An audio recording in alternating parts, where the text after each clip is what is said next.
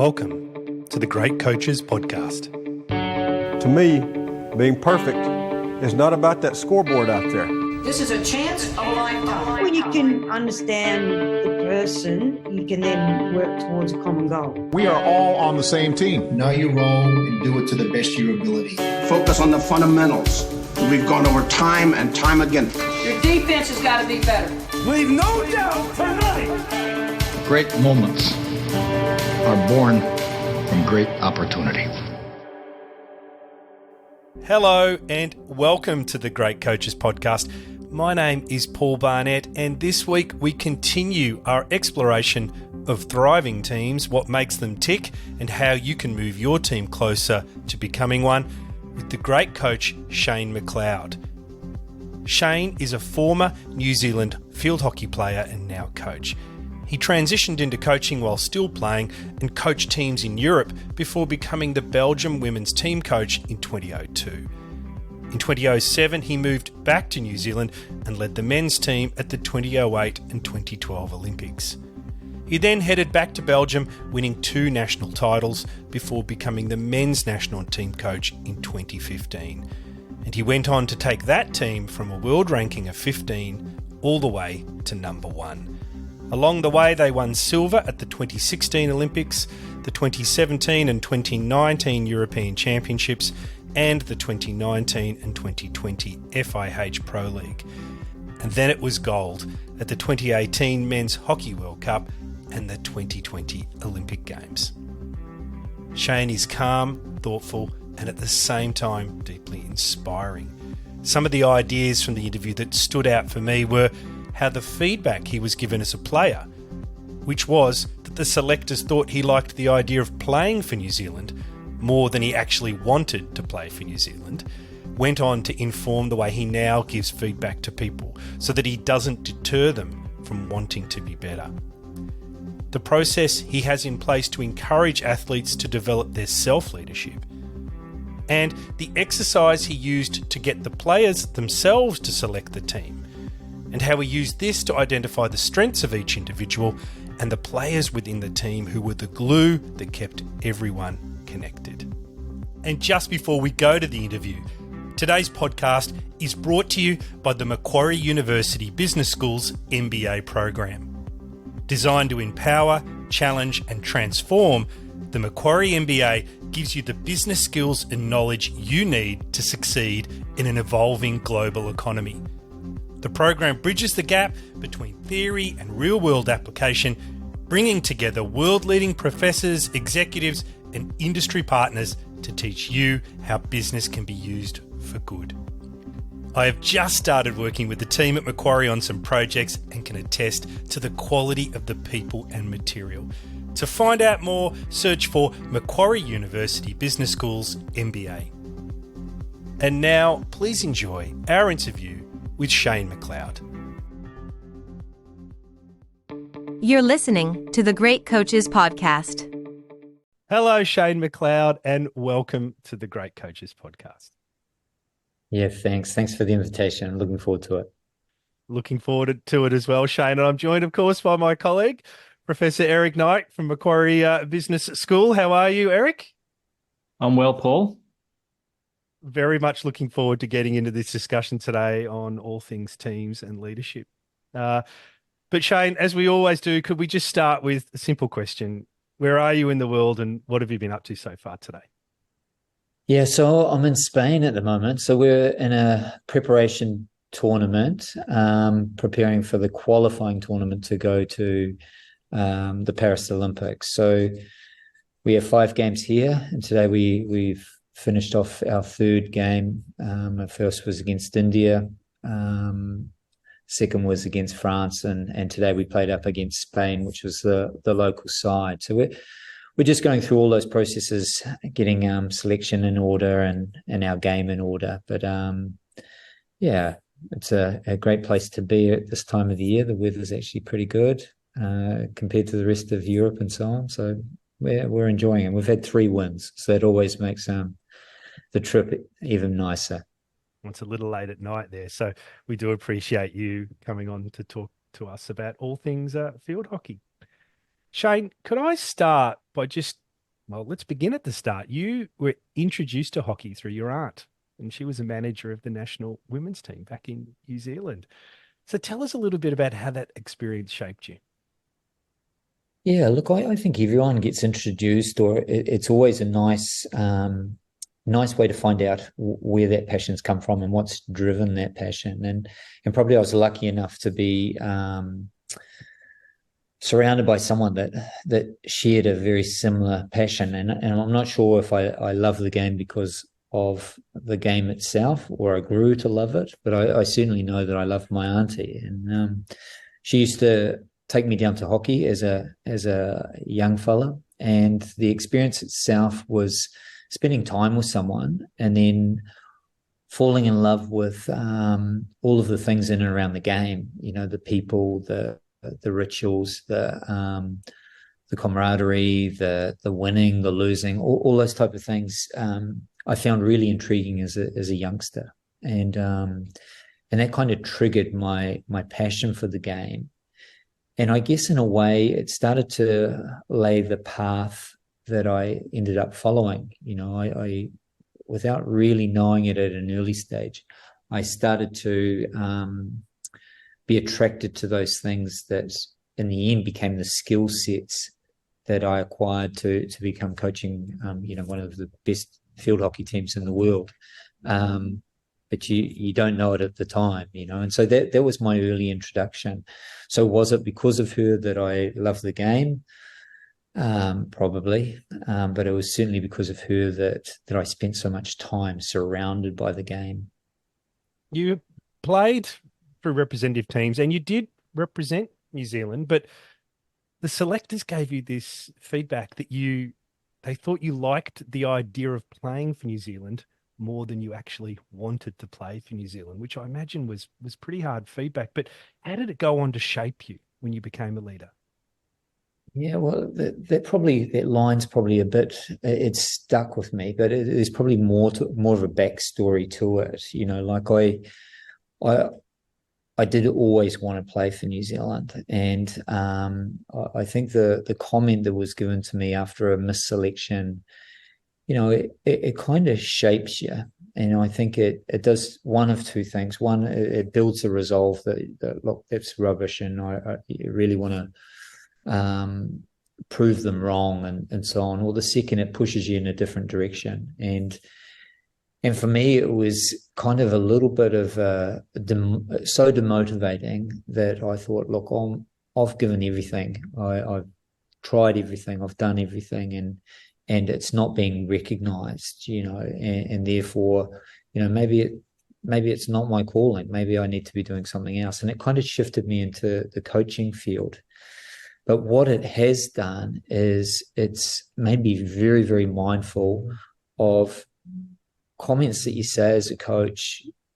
Players grab hold of things, and what might have been a throwaway line from a coach at the time became something that became really important to me. I never wanted to say that to a player, or never have a player take a message in a way that ever deterred them from being better.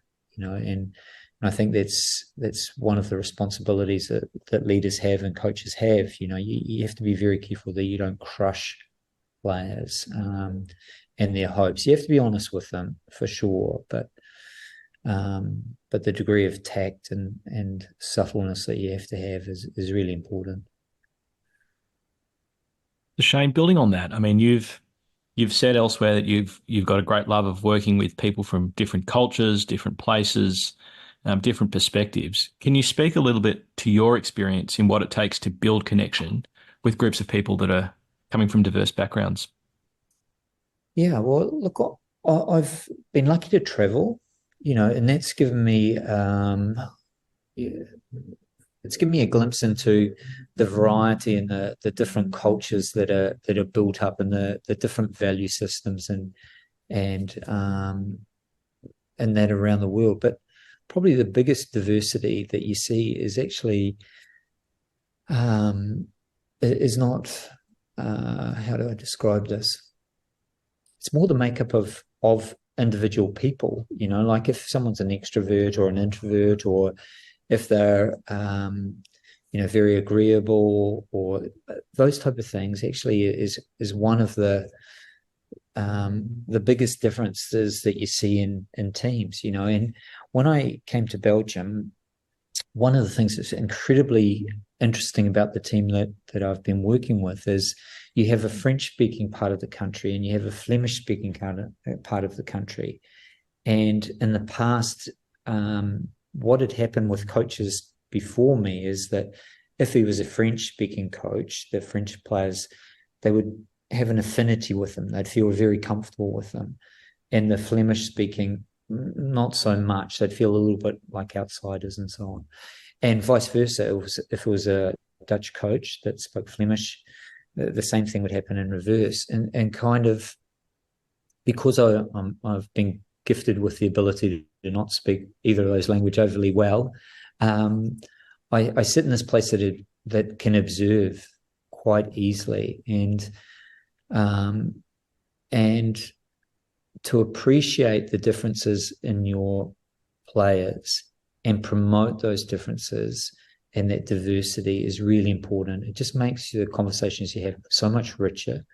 It means that the qualities that you bring out are always of much greater quality than if you just, if you have everyone exactly the same and you think everyone's exactly the same. So that was, I've been lucky enough to observe that, and there's in every team you have different personalities, which is really your greatest diversity, not necessarily the culture or where they've come from, but how they think because of that culture or where they've come from. So I wondered if you could give us an example of how you have brought that out. And look, you've said, in the past that, when you're looking to build a team, you're not only creating purpose to that team, but also making sure that the people find meaning in their individual tasks and roles within that team. So I wondered if, maybe in your coaching role for the national team in Belgium, just speak a little bit to some of the activities that you've done or the conversations that you engender to help build that purpose, both collective and individual. Yeah, probably the first thing that you do when you go into a group is you try and find where the group is at, and I've been really lucky to work with some talented people, and I had a very gifted assistant coach that actually had played for Belgium and then had moved very quickly from playing into the coaching staff, and him and I worked together quite a lot, and we sat and we discussed what are the needs for this particular group, and we came up with kind of 5 things. But the first was that there was no appreciation of the diversity. So players tended to, when they all came together, would tend to eat in clusters and talk in clusters, and their club groups basically. And so what we wanted to try and do is we wanted to break down that particular thing. So we took the group to South Africa one time, and it was just before the Olympics, or 10 months before the Olympics. And we really wanted to shift the group on, but we wanted to see where we were starting from. And so what we did on the first 3 days was that we plotted where each of the players sat in the dining room, so for breakfast, lunch, and dinner. And what was really interesting is that they sat in exactly the same place for all of those meals. And the table settings were round tables, and so they would sit with players from What Ducks would be at this one, players from Dragon, from Braxcata, and so on. So that was one thing, but there was also like this imaginary divide in the dining hall or dining room where the French players were sitting and the Flemish players were sitting. And so we thought, look, we've got to change this. And so we did a whole series of type of speed dating type of things, like not the swipe left and swipe right of the modern generation, the old school way where you sat in front of the person and you spoke to them and you'd tell them a couple of things that they did really well, and then one interesting thing that you found about how they operated and so on. When we started to do these type of activities, we noticed some things. We noticed that there was a change in the seating. So they would, rather than just sitting in their cluster group, whoever they walked in with, they would sit down and they would start having a conversation, whether it was revisiting what was said earlier or whatever. And we also noticed that the volume in the room got louder and louder. So as the breakdowns of the small cliques evaporated, the forming of this bigger group, we called it our circle of trust, started to grow larger and larger. And it was, it was a really interesting thing to observe. And then that continued to manifest itself in other areas as well. So that was the first task, was that rebuilding almost the emotional environment, not just the physical environment. Shane, you said actually there was 5 needs you identified. We've got 2 of them. Was there any others? Yeah, there were a few. So the unity was a strength. Was certainly the one about the bringing the languages together. And probably a little anecdote with that one is, as we spoke about using that skill. So there's a gift in Belgium. So if you ever go to Belgium, one of the things that will happen is the people from Belgium are incredibly gifted in language. And so when you go meet them, they'll speak to you in your language. And I said this to the players, well, let's use this skill. And so when we play a team like France, let's do all of our game plan and our strategy on the field. Let's do it in Flemish, and then they don't know what's going on. And then when we play against Holland, let's do all of our game plan and strategy in French, and they don't know what's going on. I always have a joke. And then when we play Korea, well, don't worry about those guys because no one knows what's going on. But to the players, it was the first time that this had ever been presented in such a positive way. So again, it's just reinforcing that diversity that's always ever present in groups if you bring it out. The next one was better people. And this was a strategy that I tried to bring in because I know myself quite well, and I'm going into a new group. And basically my job task was to try and form a team in 10 months to get ready to go to the Olympic Games. And so when you get an appointment like that, you make a list of all the things that you'd love to have operating in your environment. And it's quite a creative type of list. But knowing myself, I thought, look, there's probably 3 or 4 that I can drive myself and have going well. But there's probably, another 20 odd that I'd need help with.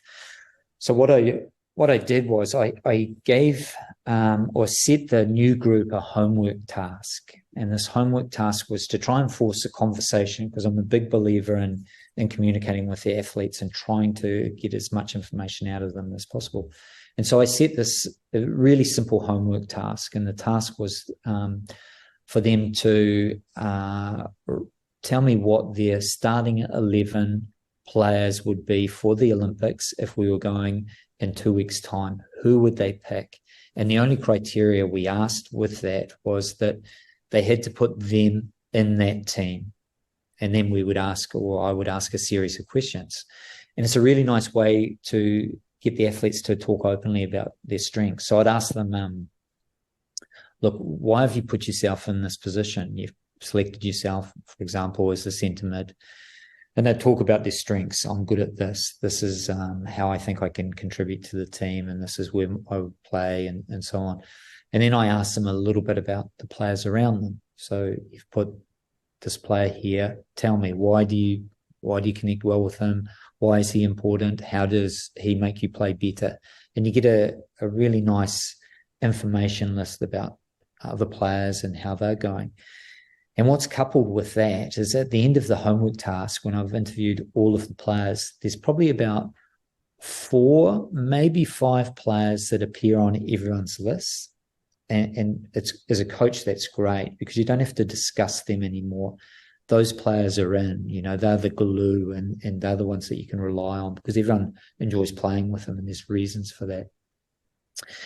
And probably the next question that follows is I asked them to give themselves a rating out of 10 for where they feel are at in the group and stuff like that. And it's always the same number. They always say 7, and it's quite a good number, because I then followed up with, okay, if you're a 7, what do you need from us as a coaching staff, me as a head coach, and all of our other support staff? What do you need from us to turn you from a 7 to an 8, or even better, a 9 or a 10? And it's a really nice intro for them, just talking about their needs. What do they need? What's the environment they want to be working in, and so on. So that's really very handy to have that type of information. And that leads me to the better people. At the end of this, I ask a difficult question, and I ask them, what do you bring to this group? And because it's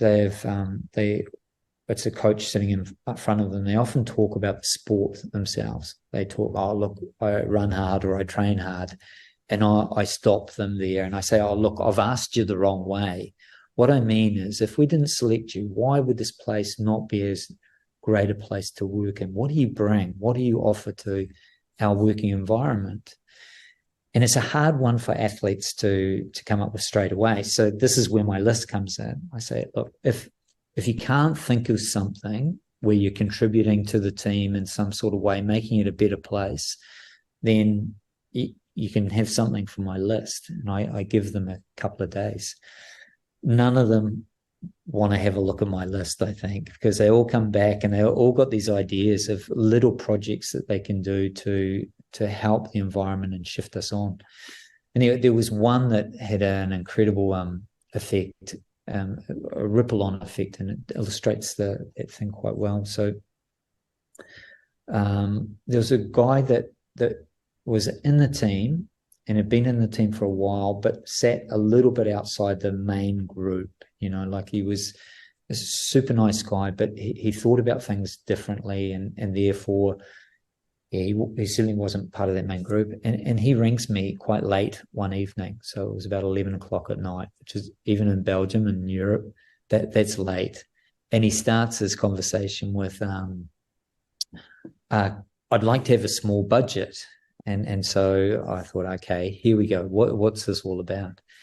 And he started to explain, and he said, I've got this friend that owns a fruit and vegetable store, and he would love to do something for the Belgium Red Lions, And what I thought is that if I make an order and he delivers a whole lot of fruit and vegetables, if I can get a budget to buy a couple of big blenders, then I can make some smoothies on our double training day. So the guys would come in, I'd go out and I'd make some smoothies, put them on the table, and then they'd finish the shower, they'd come in, I'd go have a shower and join them later, and the smoothies are done.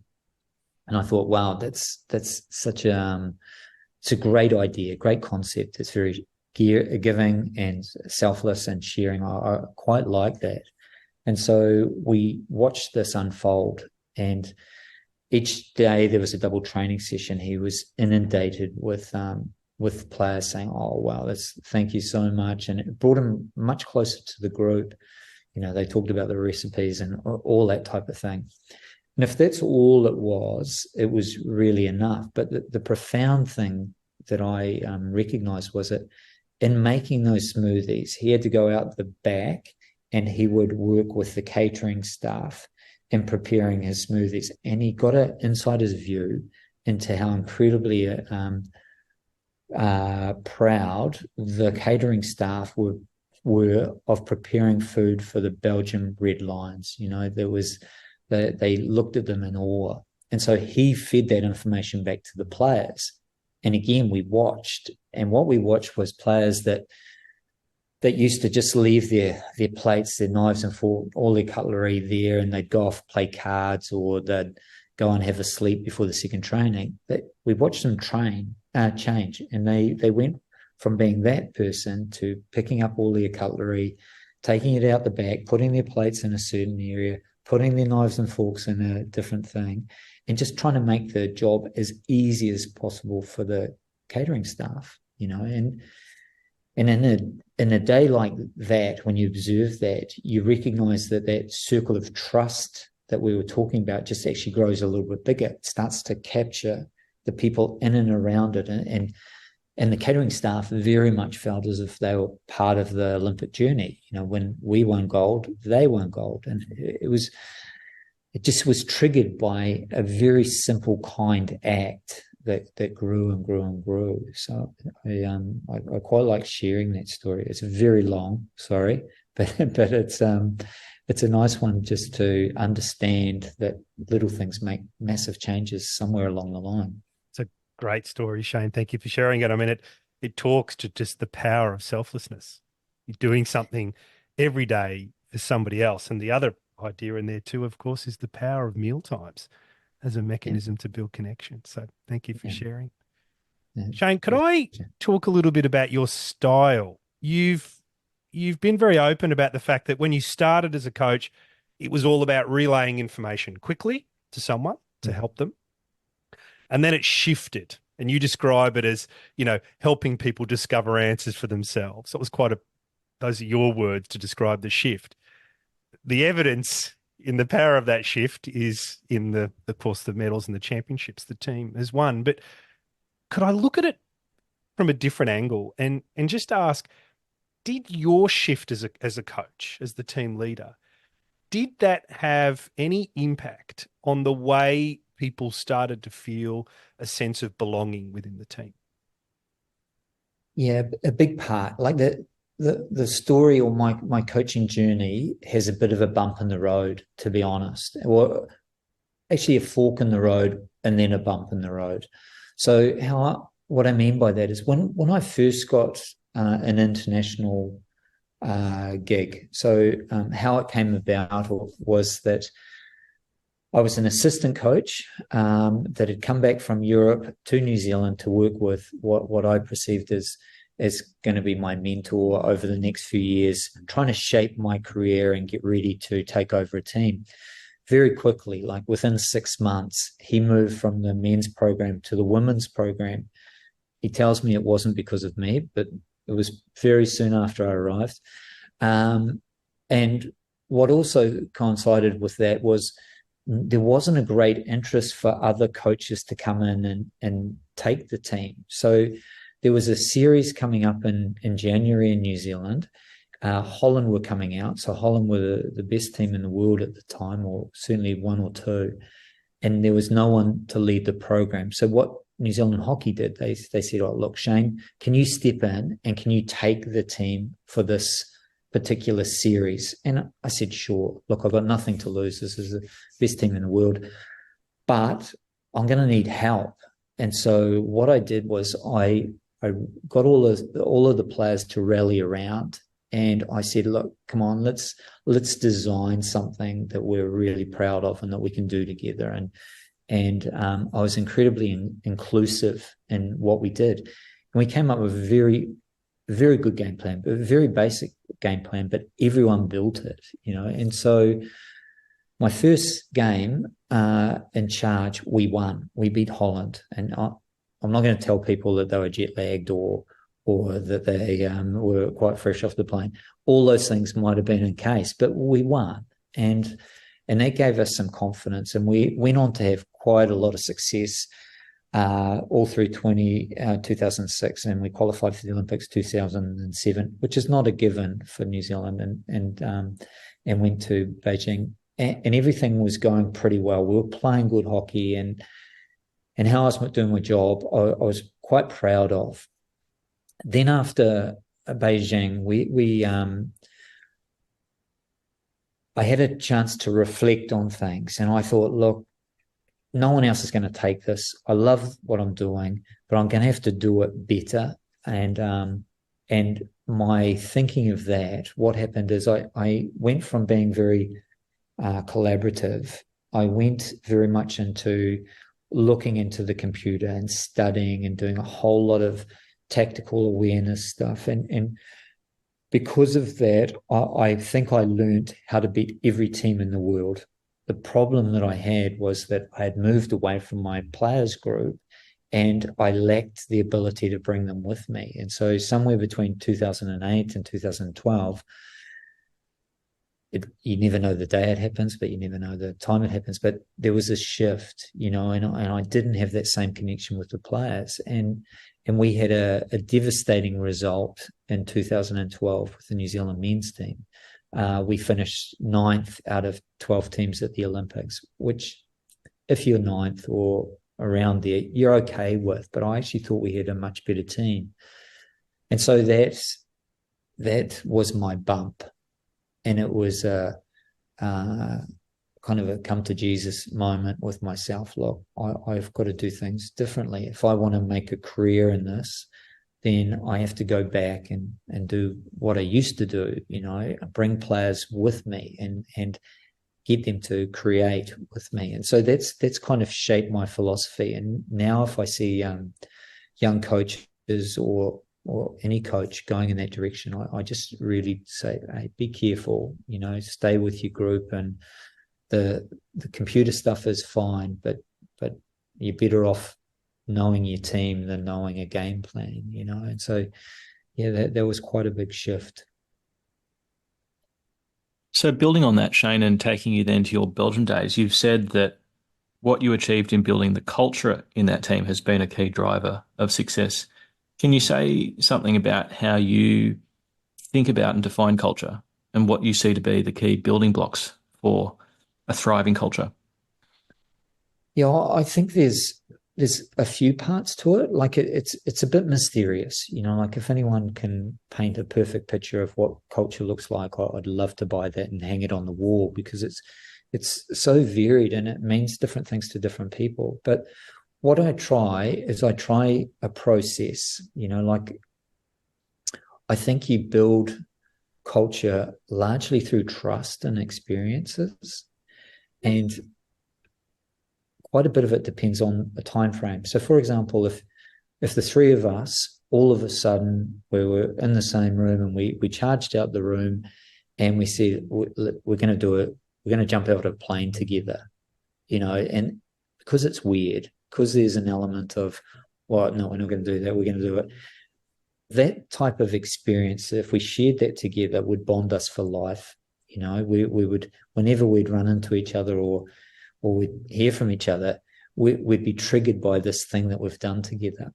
So for me, it's trying to create a whole lot of little things like that build to that same bond, and that same unity with your group. And so, yeah, for me, it's really 100 little things that makes that big thing. We've done stuff with our Belgian Red Lions like paragliding and a whole lot of different things, but the day-to-day stuff is also really important. So the training environment. So we work really hard to make the physical environment stimulating. We talk about our role in aspiring the next generation. So we're giving some purpose to what we do beyond just the hockey. Without hockey's our tool to actually to reach a broader audience. And we have some responsibility. We have to take every opportunity we can to promote our sport and promote the values that we strongly believe in, and that has to be role modeled from top down to the bottom. So that's a little bit what I think about culture. But I truly understand the importance of it. And I truly understand that it's not something that you do and then you just tick a box and think our culture's built. It's constantly being worked at. And some of the things are tricks to see where you're at with your culture. A simple example that I'll give you two simple examples. One is I always link into my players' Instagrams. So I've got about 14 followers. I don't believe it or not, that's a lot. But my players, they have tens of thousands. But what I watch is what type of posts that they're doing. And when we've been working on our culture and our culture's in a really good place, what I see is I see them celebrating the success of other team members a lot, and it comes to the forefront. When it's been a while or we've had a large break, what you start to see is some pictures of self-promotion or stuff in and around, oh, look, I've got a new sponsor and I've got a new watch. And it becomes very directed at the individual athlete. And so when that starts to happen, we know, look, we've got to do a bit more together. We need to revisit some of the values, and we try to do it in creative ways. So that's one thing that I do. And the other thing is I set up compulsory habits with myself. And one that I have is every time I jump in a car, I ring a player. And it can be any of the players, and for no particular reason. But sometimes I have a bit of a strategy. And if my strategy is to help a player feel more integrated into our culture, I'll ring them at a time when they really don't expect a call from me. And I'll try and connect it with something that I've done recently that I find incredibly positive. For example, I might ring a player and say, look, I saw you play last week and I was really impressed with these elements of your game. I also saw that you did something, you were on the sideline helping one of the new players come into our team and doing a bit of coaching. And I'll encourage the behaviors that I think are really strong behaviors with that.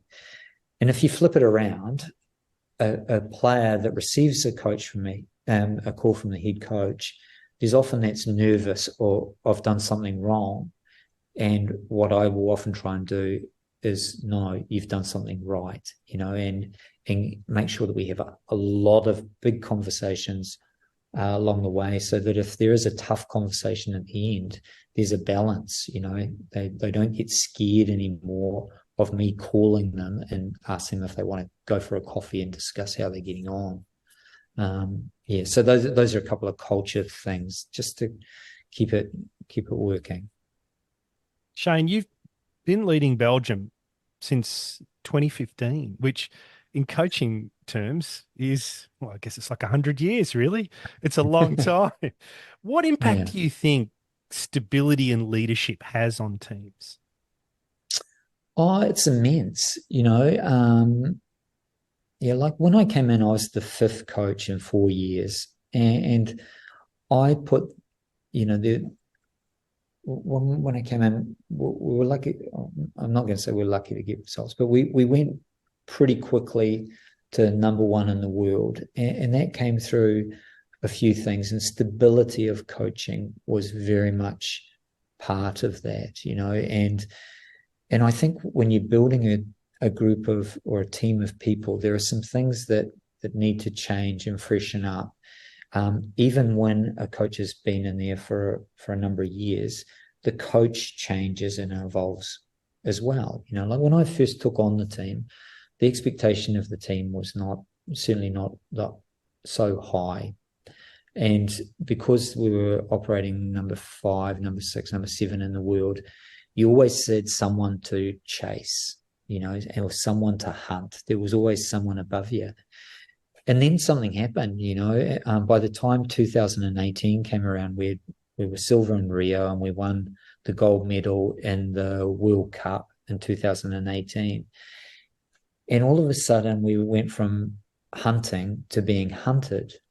And so you either, or when that happens, things change in perspective, like you start to search for something new to aspire to. Now, if you have longevity of a coach or stability of a coach, they can connect that journey. They can see what the next step is and they can see the evolution. So I think that's really important. And also, the safety in having a coaching staff that runs for a length of time. What the standards are. So, when you come into a team, what's expected. And if you keep changing your coaches, there's always new expectations, and that causes turmoil. So I think there are massive benefits with that continuity. I have a quote here from you, Shane, that I'd like to explore. You say, learning how to give and receive feedback is as important as knowing how to give and receive a pass. It's beautiful in its simplicity. If someone listening wanted to get better at the skill of feedback, what would you tell them to do? Talk often, all those things that we've been discussing so far, they have a flow-on effect. The having coffees with your players, the speed dating, all the homework tasks, all of these things are kind of ways to set up that line of communication, and why that is important is that, or let me put it another way. I have some very hard conversations with people, very direct and often very hard to hear. And they're almost impossible to hear if there's not a balance. As I said, if the only time I talk to my players to tell them off or tell them bad news, that's not giving and receiving feedback. That's just critiquing, And so when we have all of these conversations, when I have the tougher ones, the players genuinely know that I have their best interest at heart. They know that I'm working towards having them at the Olympic Games or having our team performing at their very best. There's no hidden agendas. They know the honesty in what we do. Now, to get there, I also have to display the same qualities that I expect from my athletes. And so one of the tasks that we would often do is sit in a circle like this, and I will be the first to be critiqued. And we set this up for the first time, again with my assistant coach. And this one was a really simple task. Again, we just had to say a couple of things about what we're doing well at the moment in the environment, and then one critique, and that's quite simple. So he had said to me, "This is what I'd like to say. What do you think?" I said, "Okay, that's good." And I'll role model how I have to respond to that. And he said to me, "Look, the players are really enjoying the positive environment you're creating.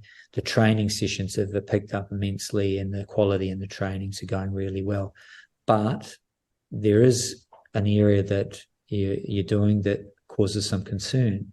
You have a tendency to put it in extra training sessions when players have planned their week out, and then all of a sudden there'll be an extra training or something put in, and that disrupts them. And so they have wives and things like that, and it disrupts their family, and then they end up copping it a couple of ways because of their, they can't do something or something like that.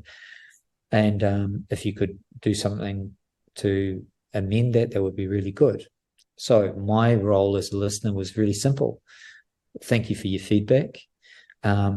You're right. You can say why you do something, but you don't apologize. You can apologize for doing something, but you work very hard to rectify it. So what I would say is, yeah, look, I do that. And the reason I do that is I'm just looking for little gains and little opportunities, and I have to stop doing that. And so for me, it's a self-correction. For them, it's okay, the coaching staff, they make mistakes. They're a bit vulnerable as well. Then they're a lot more open in how they talk with each other. And so, that's just a very simple way of learning teams how to do things is by role modeling them yourself. Shane, that's fascinating. And maybe to kind of play Shane Mcleod back to you again on another quote and help us unpack this one. So you've said, one of my coaching beliefs is that success is a byproduct of doing a whole lot of things well. If you just focus on winning and losing, it's too binary. Most of the development happens between the extreme highs of winning and losing. Can you just talk us a little bit about what you're touching on there, the values that sit behind this kind of belief? Yeah, so how that came about was, or how that thought was made stronger is after winning the World Cup, we actually did a tour to New Zealand, and New Zealand's a beautiful country, and it's my country. So you can imagine how incredibly excited and proud I was going to be bringing the Belgium Red Lions, world champions, to New Zealand to play some games. And also how incredibly proud I was of New Zealand to show it at its best to the team that was coming over to see them. And we had set up a series of games, and we had flown in. We were a bit jet lagged, a bit like Holland, and we played up against New Zealand. And no, not New Zealand. We played India the first game, and we played okay, but we lost. Then the next game, and so when we got back to the hotel, the guys were complaining about everything. Oh, we're staying in this hotel. It's from the 1920s. There's no people live in New Zealand. There's nothing to do. Look at all the sheep. They only have sheep here. Everything was negative. 2 days later, we played a game, and we didn't play fantastic, but we played better and we won. Then all of a sudden the conversation was more, oh, look, I found this place down the road, great coffee. After training, we can go have a swim. It's beautiful nature, and everything was fantastic again. Then the next game was the opposite, and so we were swinging from great to not great, and it was really binary. And we sat as a coaching staff and we tried to unpack that. And where we'd gone wrong was we hadn't explained what the process of the trip was, and where the players were confused was that they couldn't place if we were after high performance and performing every game, or if we were after developing. And it was very much a development tour. So as a coaching staff, we knew that. And so we were riding those highs and lows. We weren't affected by it, but the players were. And so what became really important from then on was just that, taking them through each part of the journey and explaining, what are we after? Where are we trying to make gains?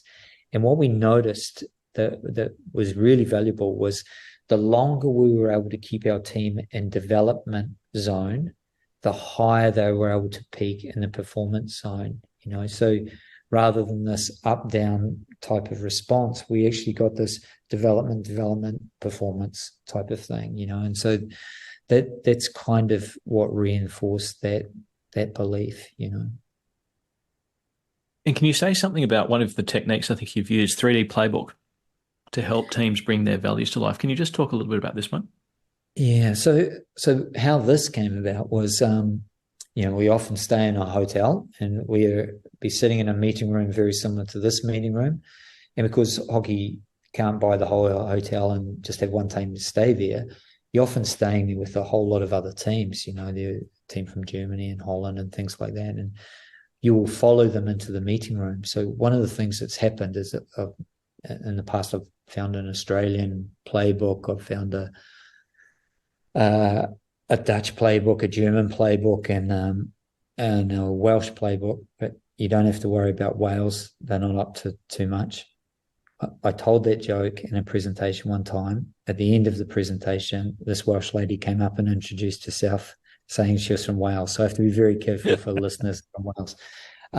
It is a joke. I haven't found a Welsh one. But some really big information in there. So I've sworn to myself, look, I'm not going to make a playbook, but you need to expose your players to strategy and things like that. So what we did was we set up or made a three-dimensional playbook, and that was a room. And around the room, we would put all of our strategies, our penalty corners, all of our values and those type of things. Often the homework tasks, after I've made notes and stuff like that, I'd put them on there as well. And in there would be also the coffee machine. So that's one of the most used pieces of equipment in the whole place. Because it's a place where they always meet. They'll come in early, they'll have a coffee before training and sit and talk, have physio and things like that. But we also used it for one of the 5 things that I talked about earlier, and that was lifting expectation. And in the past, Belgian players, if they were going to play Holland it was not uncommon that you would see one of our players asking them for an autograph before the game. They looked up to them in such admiration, and then they'd lose 10-0. So we tried to correct that. And so we had these photos made. Well, they weren't made, they were taken, but we'd blow them up, and we'd blow them up to poster size.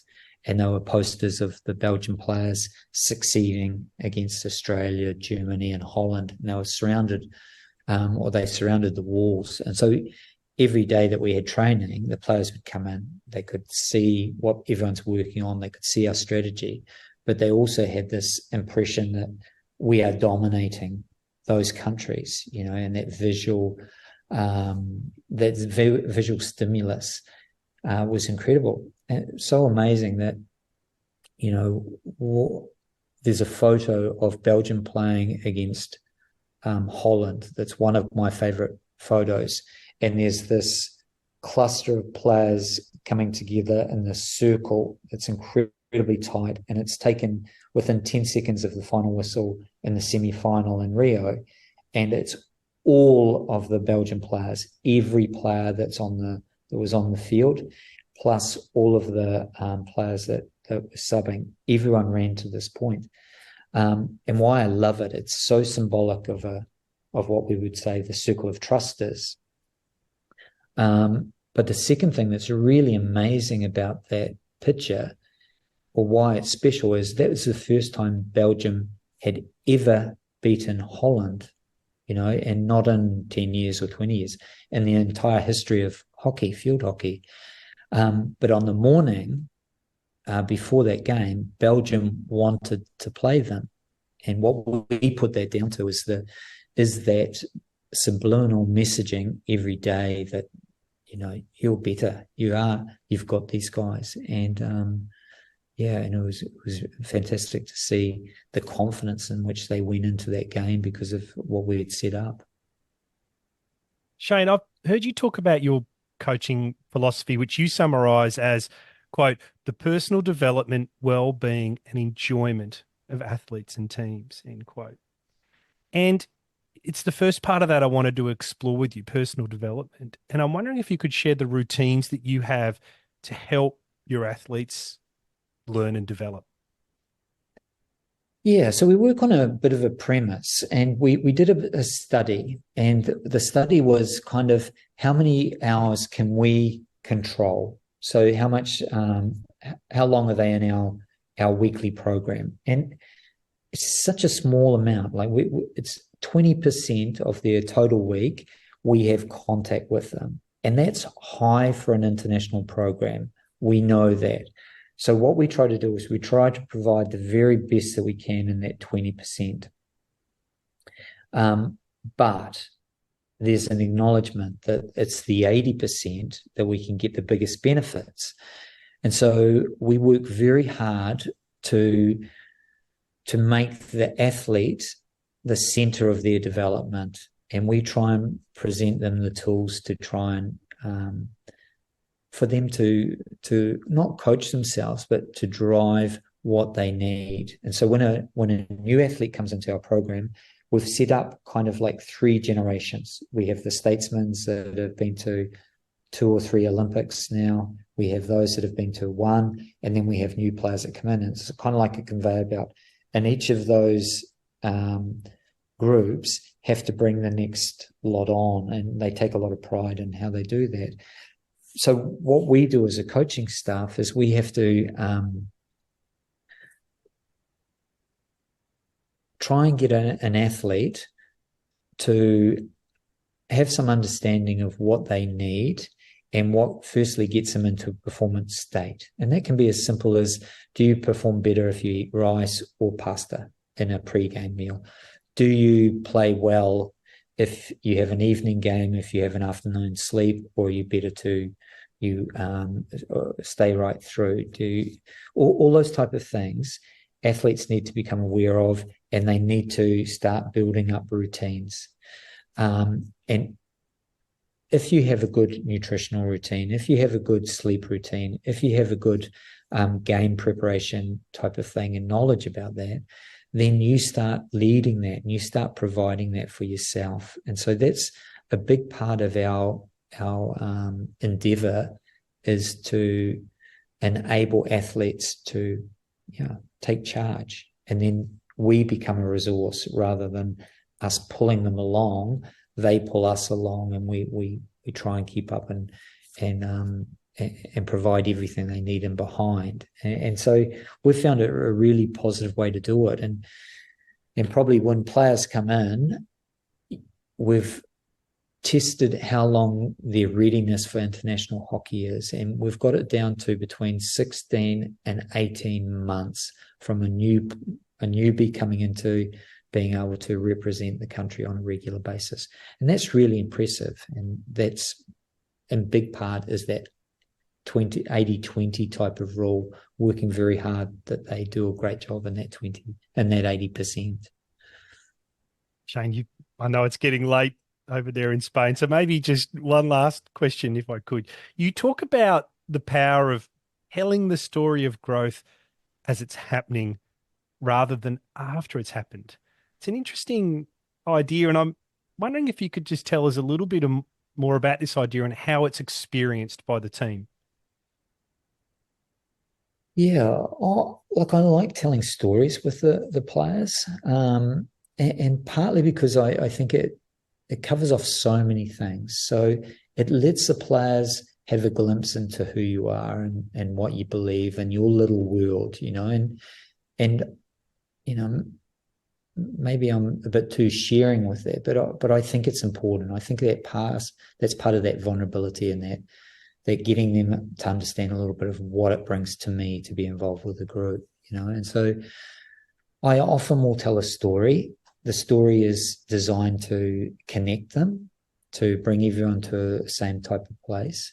And I'll give you an example. So the World Cup which was in India.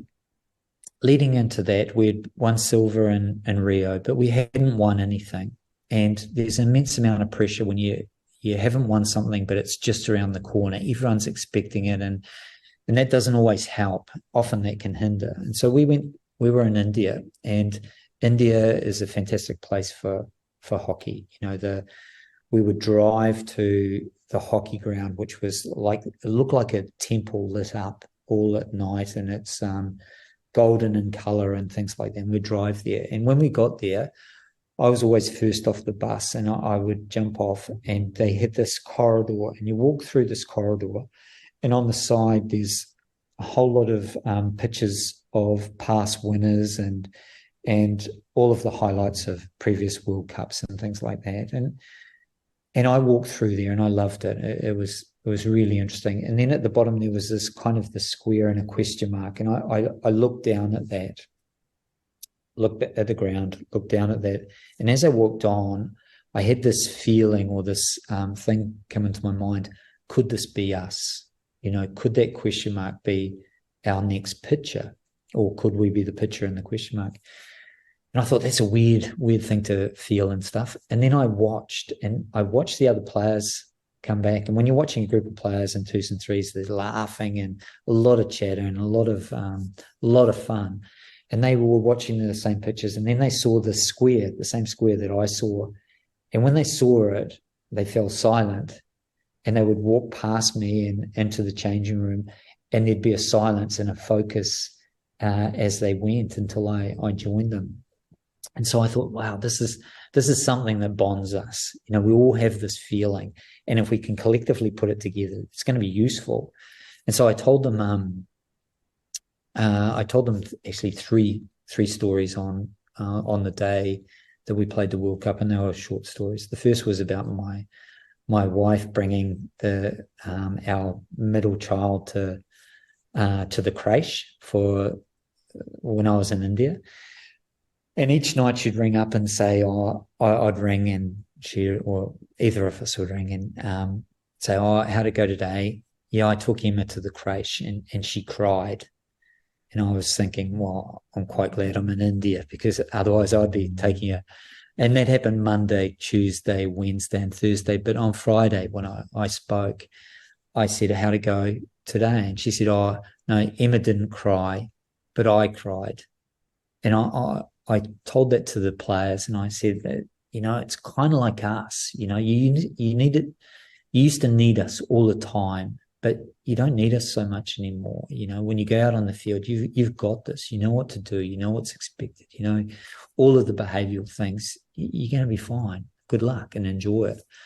And the second story I told was about our second keeper, and we were playing really well, and our semi-final was against England, and our second keeper always wants to play, and we were leading the game 6-0 with 15 minutes to go. And so I walked over to him and I said to him, look, are you ready? And he looked me in the eyes and said, well, what do you mean? I said, well, if you want to play, you can play. And he looked back, and it was a look I've never experienced with him before. He said, look, I would love to play, but it's not right. We're about to go into the final. Our Vincent, our number one keeper, he's playing so well. Why would we even think about making a change here?